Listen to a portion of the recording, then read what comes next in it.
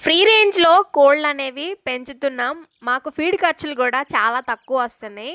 అలాగే ఫ్రీ రేంజ్‌లో తిరగడం వల్ల మా కోళ్ళు చాలా యాక్టివ్‌గా ఉన్నాయి. గ్రోతొస్తున్నాయి. మాకు ఇన్‌కమ్ అనేది చాలా వస్తుంది అని ట్రోల్ అవుతున్న వీడియోస్‌ని చూసి మోసపోకండి. ఫ్రీ రేంజ్‌లో ఫార్మ్ స్టార్ట్ చేయాలనుకున్న వారికి నేనిచ్చే చిన్న సజెషన్, మేము కూడా ఫార్మ్ స్టార్ట్ చేసిన కొత్తలో ఫ్రీ రేంజ్‌లోనే ఉన్నాయి కదా! యాక్టివ్‌గానే ఉంటాయి, ఆరోగ్యంగానే ఉంటాయి అని మాత్రం అనుకున్నాను. కానీ తర్వాత అర్థమైంది ఫ్రీ రేంజ్‌లో మాత్రమే ఉంటే సరిపోదు. వాటికి సరిపడా న్యూట్రిషన్స్ కూడా ఇవ్వాలి అని. కోళ్ళకి సాధారణంగా 16-18% ప్రోటీన్స్ అనేవి అవసరమవుతాయి. కాల్షియం అనేది సరిపడా లేకపోతే గుడ్డు పొర అనేది చాలా పల్చగా ఉంటదనమాట. ఎనర్జీ గూడా తక్కువైపోయి ఎగ్ ప్రొడక్షన్‌కనేది చాలా తక్కువగా అయిపోతాయి.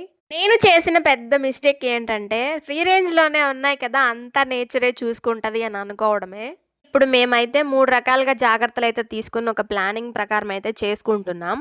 మార్నింగ్ వచ్చేసరికి మంచి బలమైన ఆహారం అయితే ఇస్తాము. అలాగే ఈవినింగ్ వచ్చేసి ఫ్రీ రేంజ్‌లో వదిలిపెట్టేస్తాం. ఒక వారానికి ఒక్కసారి వచ్చేసి కాల్షియం లాంటివి వాడతామనమాట. ఒక ప్లానింగ్ ప్రకారం చేసుకుంటూ ఆఫ్టర్ 15 డేస్‌లో మాకు చాలా చేంజ్ అయితే వచ్చింది. ఈ చిన్న పిల్ల దగ్గర నుంచి పెద్ద వాటి వరకు అన్నీ వెయిట్ ఇంప్రూవ్ అయ్యాయి. పెట్టల్లో ముఖ్యంగా ఎగ్ గ్రోత్ అనేది బాగా వచ్చింది.